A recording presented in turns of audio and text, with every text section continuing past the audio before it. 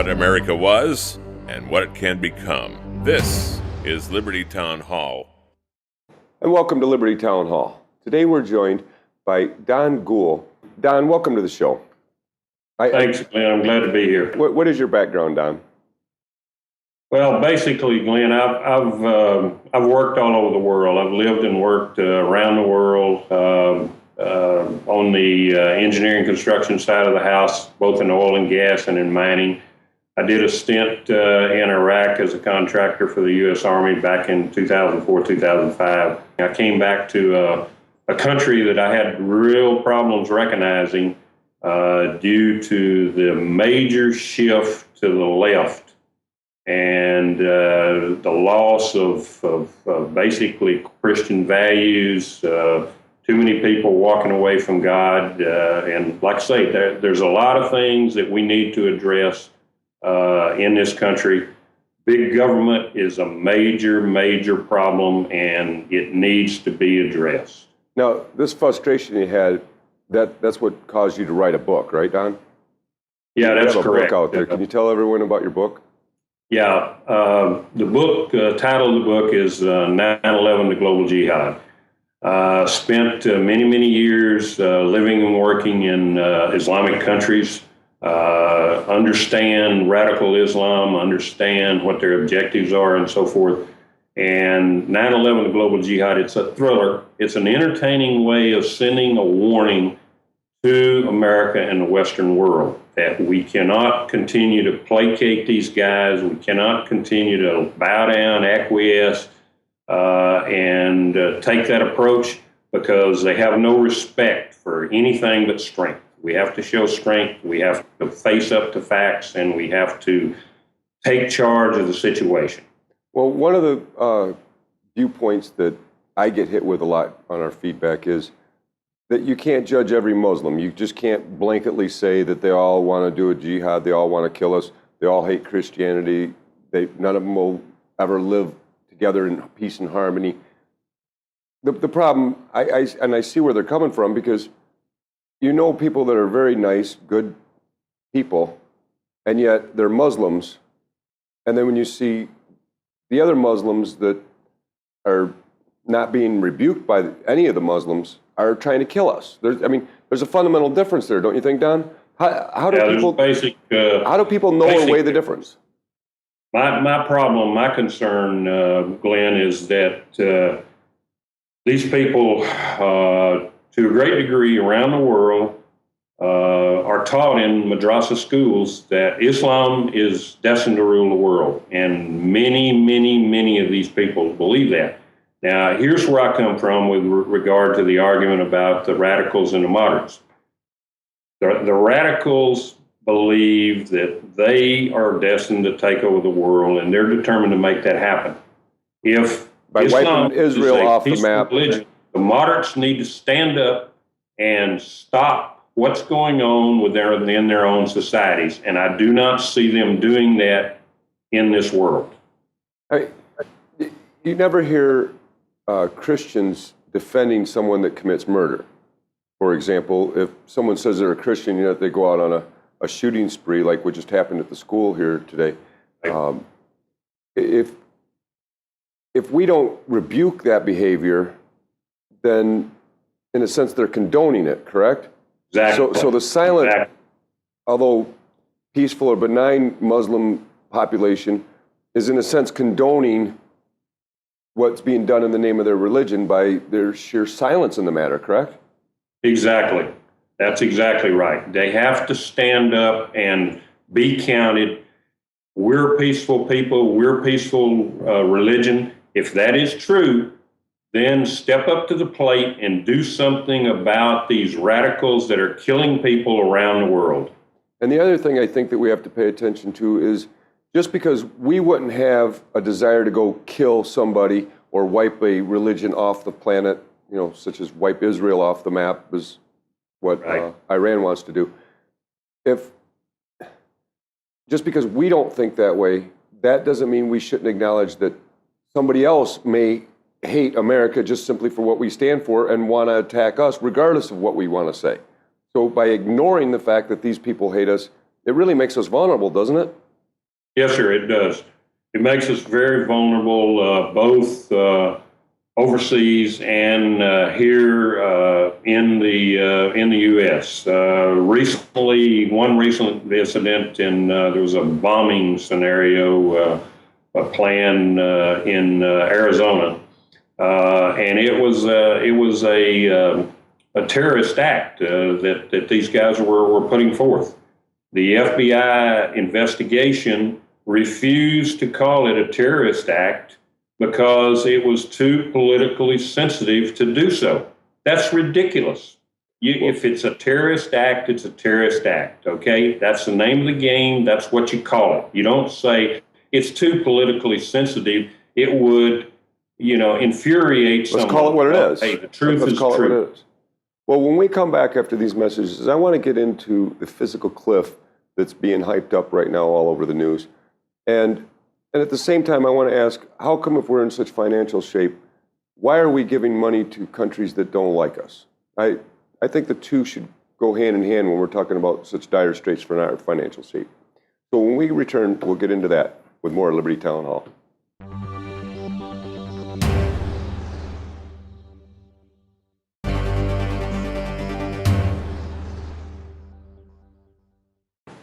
Welcome back to Liberty Town Hall. We're speaking with Don Gould. And Don, we were talking about how a part of the Muslim religion base hates us and the other part's benign. But why are we sending so many billions of dollars to Muslim nations all over the world then, Don?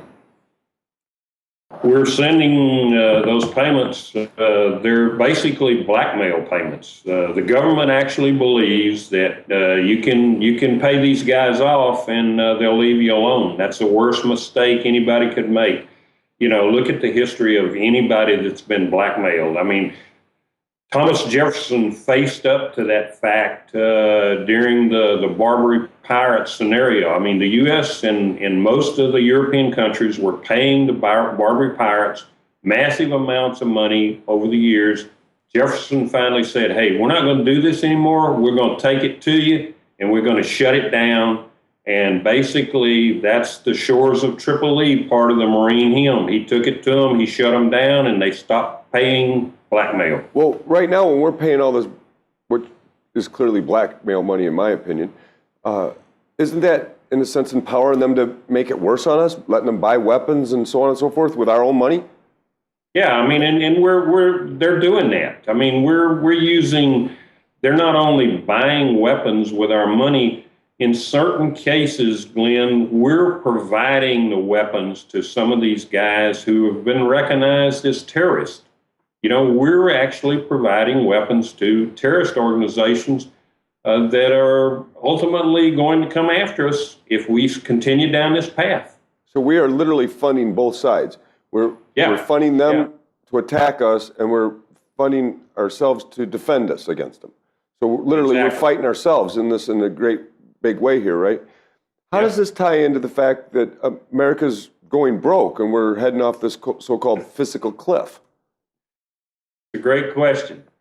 The fiscal cliff and basically the mismanagement of taxpayer money by Washington, D.C. And this is all the Democrats' fault, right? I mean, the Republicans have nothing to do with this debt. That's not right. It's not, is it? Both parties are doing it, right? We're paying blackmail before Obama came along. Okay, so we're feeding money out around the world that we don't have. We can't continue to do that. We have to shut it off. That's that's a major reason for the multi-trillion-dollar deficit, 16 trillion or so that we have today, is we're sending money overseas that we do not have.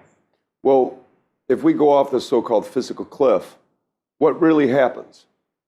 Tax rates are going to go up. Well, President Obama already made it very clear he intends on these tax rates going up regardless, one way or another. So the only other downside to the fiscal cliff is the fact that we're not going to spend as much money, correct? Yeah, that's basically what it boils down to. I read an article today that basically touted let Obama take us over the fiscal cliff. The problem we've got is that the Republicans are running scared. They're afraid they'll get blamed. Well, if we go over the cliff, it's a combination of both. It's everybody's fault, okay? But is it a real cliff? Is it a real cliff? It's a mechanism into place to basically sequestration, shut down spending. The other thing. Well, two credit rating agencies have now downgraded the U.S. off our AAA bonds. So right. Everyone knows we can't sustain this. It's financially impossible to keep doing this. So is going off a fiscal cliff, as they call it, a good thing or a bad thing? Should we want to do that? I think if we go over the cliff, it puts basically a lot of things into effect that will stop this out of control spending that we've got going on. Shouldn't the Senate have issued a budget by now? I mean, really, it's been what? They're going on 4 years? Right, 4 years now without a budget, 3 years plus? That's exactly right. So how do we get that? How do we even know that there's a fiscal cliff coming if we don't even know what a budget is? We don't. We don't really know. What's happening is they're using scare tactics. They're basically trying to scare the population of this country by talking about this fiscal cliff and all the major problems that are going to be created. Essentially, it's going to stop a lot of crazy spending that makes no sense. The other thing it's going to do is it's going to put some limits on what this president can spend. He wants a blank checkbook. He wants to write checks right, left, and center on a day-to-day basis. If we go over the cliff, we'll start hitting the debt limit every couple of 2 or 3 months, and he's going to have to come back to Congress and say, "Hey, I need the debt limit raised." So, in effect, we will have more control over the executive if we go over the cliff than we do now. Well, when we return after these messages, I want to talk about what the Republicans can do right now to stop the insanity spending when we return after these messages.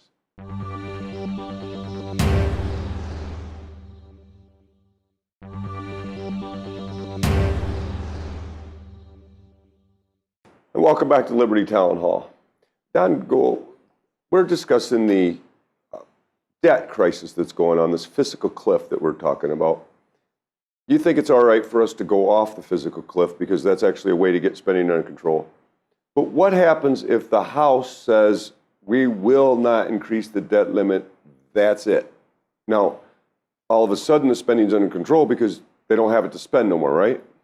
Yeah, that's a good example. A good example would be this $50 billion stimulus plan that Obama wants. He wants another $50 billion for stimulus. They haven't worked in the past. Why would they work in the future? Why should we put more money down a rat hole? Well, the Federal Reserve announced that they're going to automatically buy up $40+ billion a month of federal debt until the unemployment rate is down below 6% and inflation's down below 2%.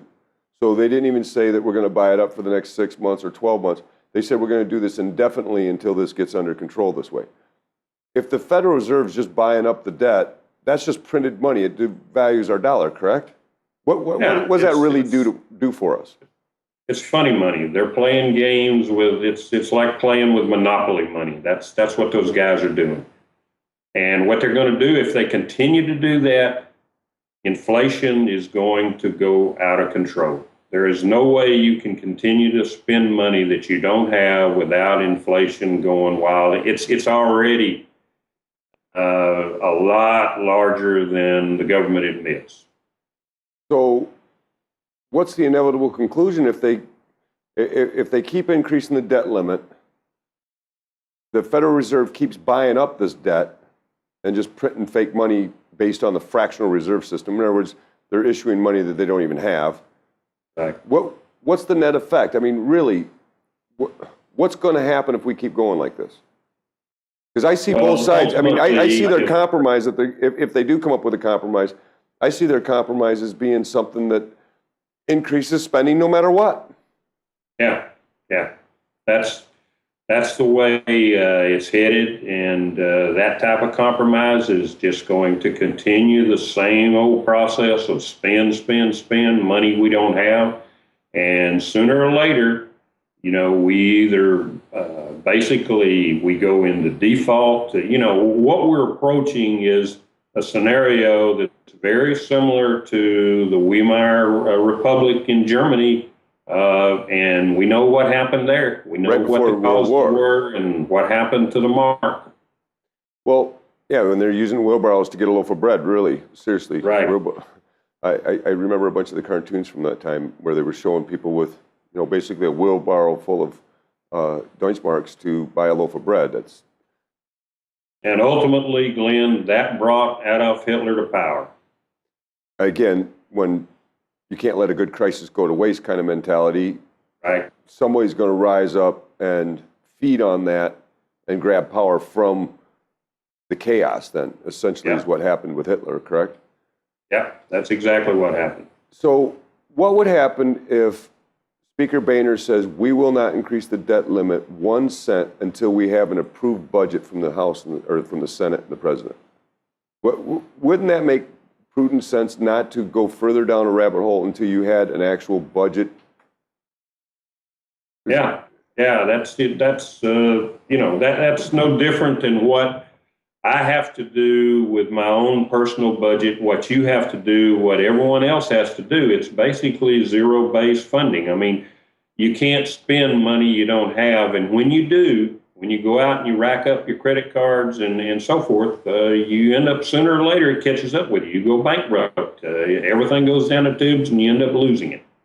Well, when we come back, I would like to talk about the difference of what a spending cut would mean to you or I in our personal or our business environments, and what a spending cut means to Washington when we return after these messages.